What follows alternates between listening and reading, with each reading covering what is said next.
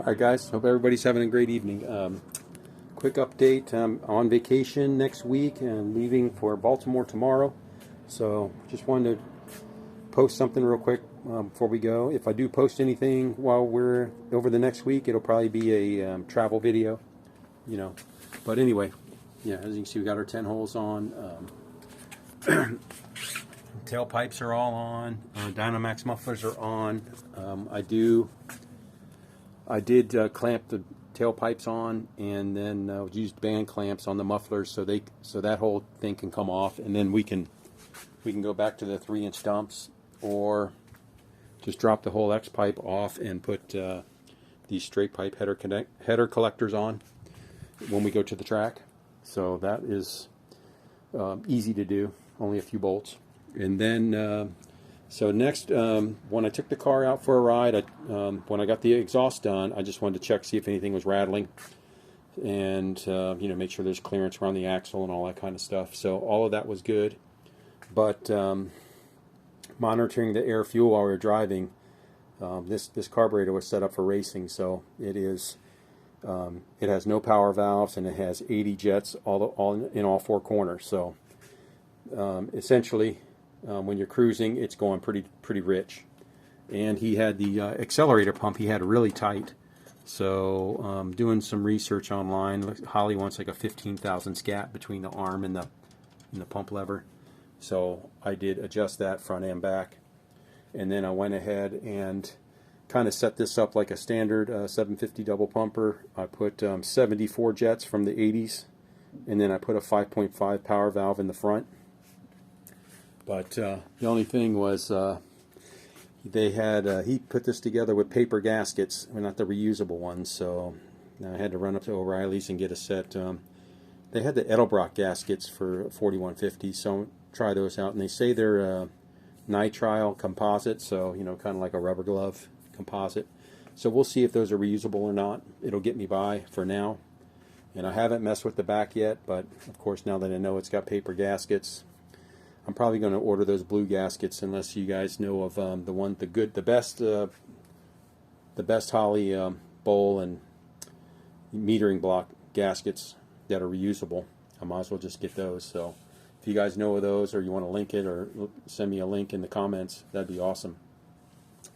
So anyways, yeah, when I get back, we're going to try these couple of updates on start the carb tuning for street mode, and again focusing at first on getting the the tip in and the cruise and everything, the air fuel ratio engaged, so we're not fouling out plugs.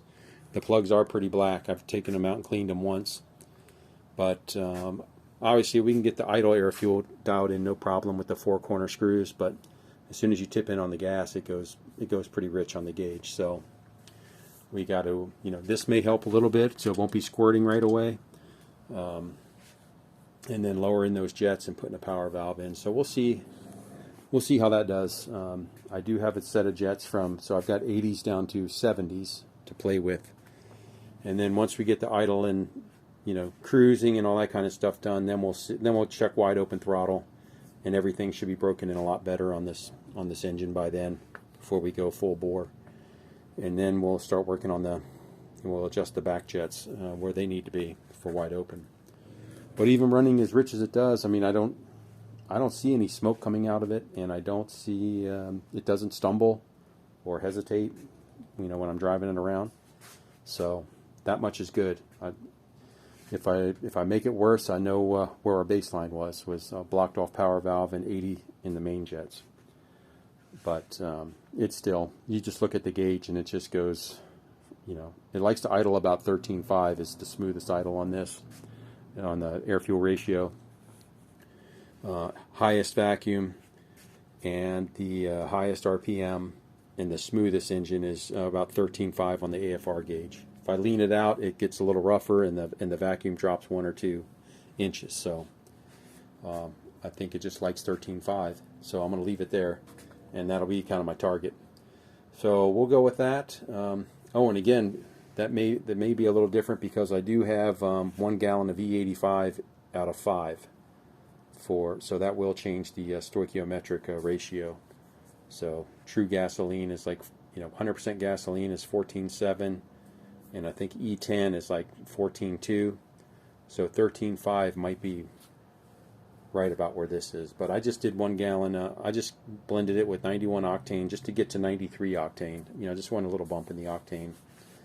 So that may be why it likes 13.5 better. Anyway, guys, that is the update. If I post anything from the road, it'll be a travel video. But I normally don't do too many of those. Nonetheless, guys, I'll catch you when we get back. We'll start tuning this carburetor for the street.